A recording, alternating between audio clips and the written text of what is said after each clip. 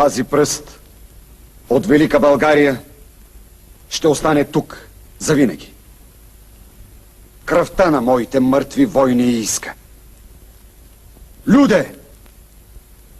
Преди години великият хан Кубрат повели българите да намерят нова родина.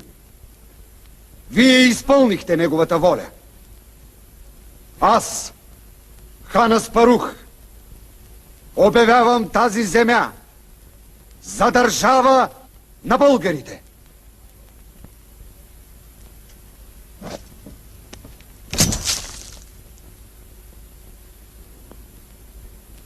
И нека тези, които идват след нас и носят нашето име, и обичат, и пасят.